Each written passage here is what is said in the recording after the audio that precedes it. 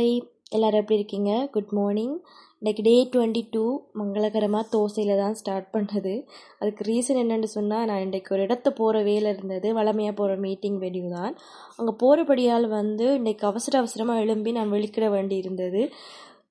ஆனால் நான் கொஞ்சம் ஏர்லியாகவே இன்றைக்கி வந்துட்டேன். வளமையாக பஸ் வருமா இல்லையான்னு சொல்லி கொஞ்சம் பதட்டத்தோடையே வாருது. பட் இன்றைக்கி நான் நேரத்தோடையே வந்துட்டேன். இன்றைய டேட் நீங்கள் பார்த்தீங்கன்னா 6th May.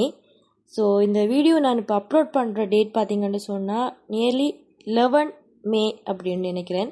ஸோ இவ்வளோ நாள் வித்தியாசமாக போயிட்டு நான் வளமையாக ஒரு நாள் வீடியோ ரெடி பண்ணால் அடுத்த நாளே போடுற மாதிரி தான் செட் பண்ணி வந்தேன். பட் ஒரு சின்ன ஹவர்ஸ் ஒவ்வொரு நாளும் வித்தியாசம் விட்டு வந்ததால் இப்போ ஒவ்வொரு வீடியோவும் ஆக்சுவலாக போடுற டேட்டை விட 5 நாள் 6 நாள் முந்தைய எடுத்த வீடியோவாக இருக்குது. ஸோ இதுக்கு காரணம் நம்மளோட கன்சிஸ்டன்சி கொஞ்சம் ஒரு மணித்தியால கணக்கில் முன்னுக்கு பின்னுக்கு போனதால் இது இவ்வளோ டே கணக்கில் பாதிக்குதுன்னு பார்த்தீங்களா? சின்ன ஒரு டைம் வித்தியாசம் கூட நமக்கு பெரிய சேஞ்சஸை கொண்டு வருமென்று சொல்லி நான் கேள்விப்பட்டிருக்கிறேன், படிச்சிருக்கிறேன். பட் இதை பார்க்குறது ரியலாக இந்த வீடியோவோட இந்த டியூரேஷன்ஸ்லேயே நாங்கள் பார்த்துக்கொள்ளலாம் எப்படி இருக்குது அப்படின்ட்டு சொல்லி. போகிற வழியில் வளமையாக பார்க்குற அழகான சீன்ஸ் எல்லாத்தையும் உங்களுக்காக நான் ரெக்கார்ட் பண்ணிகிட்டே வந்தேன். நான் அது பார்க்கலே விளங்கும். இதெல்லாம் பண்ணுறது கொஞ்சம் கூச்சமாக தான் இருக்கும். இந்த பஸ்ஸில் யாரும் இருந்தாங்கன்னா அவங்களுக்கு தெரியாத மாதிரி தான் எல்லாத்தையும் ரெக்கார்ட் பண்ணுறது. பட் ஒரு அளவுக்கு நான் கவர் பண்ணி உங்களை காட்டுற மாதிரி செய்திருவேன். எனக்கு கொஞ்சம் ஷேக் ஆகிறது உங்களால் பார்க்கக்கூடிய மாதிரி இருக்கும். அது காரணம் என்னென்னு சொன்னால், அந்த பஸ் போகிறதுல எனக்கு ஸ்டடியாக அதை பிடிச்சிட்டு வர்றதுக்கு கொஞ்சம் ஈஸியாக இருக்கும். ஸோ அதால் அதே இதில் வைப்ரேட் ஆகிட்டு போய் கொண்டிருக்கு. நாங்கள் நெக்ஸ்ட் டைம் அதை திருத்திக் கொள்வோம். அதுக்கு பிறகு மீட்டிங் கொஞ்சம் சீரியஸாக நிறைய கன்வர்சேஷன்ஸோட நிறைய டிசிஷன்ஸ் மேக்கிங்கோடு நடந்தது.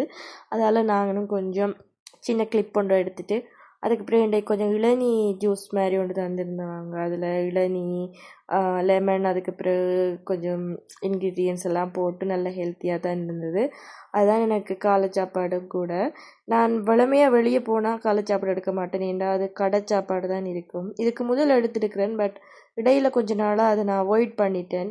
ஸோ மீட்டிங்கெல்லாம் முடிஞ்சிட்டு வார வழியில் பஸ்ஸுக்காக 100 ரூபீஸோடு பார்த்துட்டு இருந்தேன். நான் எல்லோரும் ஸ்கூல் முடிஞ்சு வந்திருந்தாங்க. என்னண்டே கொஞ்சம் ஏர்லியாக மீட்டிங் முடிஞ்சு லஞ்சுக்கு முதலே முடிஞ்சு.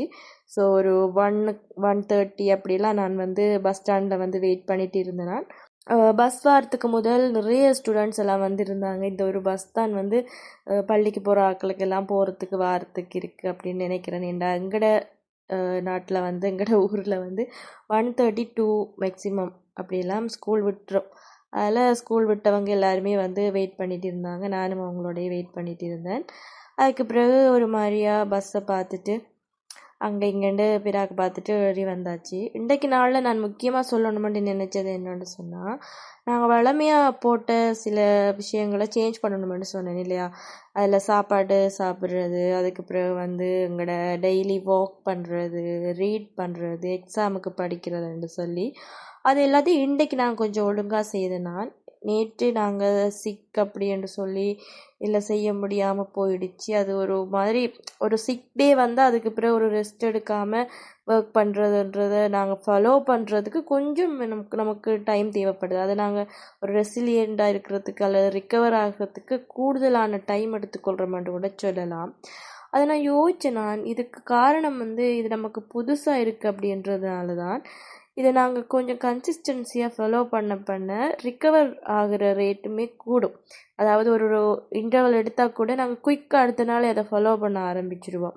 இப்போ நம்மளால் அப்படி முடியலையேன்னு சொல்லிட்டு அந்த இன்டர்வலாகவே சங்கமிக்காமல் நமக்கு முடிஞ்சு ஓரளவுக்கு ஓகே நாங்கள் இப்போ ஒழுங்காக இருக்கிறோம், சிக்கலாம் இல்லை அப்படின்ட்டு சொன்னால் அடுத்த நாள் நீங்கள் உங்களோட ஒர்க்கை ஸ்டார்ட் பண்ணுறது பெஸ்ட் அப்படின்னு நான் சொல்லுவேன். என்னோடய எக்ஸ்பீரியன்ஸ் படி. என்ன பெரிய எக்ஸ்பீரியன்ஸ், இப்போ நான் 20 days தான் என் வீடியோ போட்டிருக்கிறேன், அதுக்குள்ளே பெரிய எக்ஸ்பீரியன்ஸா அப்படின்ட்டு நீங்கள் கேட்பீங்க. பட் 20 days இல்லை கைஸ், நான் 1 year-ஆகவே இப்படி ஒரு கன்சிஸ்டன்சியை ஃபாலோ பண்ணணும்னு சொல்லி கடுமையாக ட்ரை பண்ணி கொண்டிருக்கிறேன். பார்ப்போம் இந்த யூடியூப் சேனலில் அது முடியுதாண்டு. அதுக்கு பிறகு நான் பழம் வாங்க வந்துட்டேன். இந்த வீடியோ கேமரா கடுமையாக ஷேக் ஆகிட்டு இந்த வீடியோவில். But I don't know why.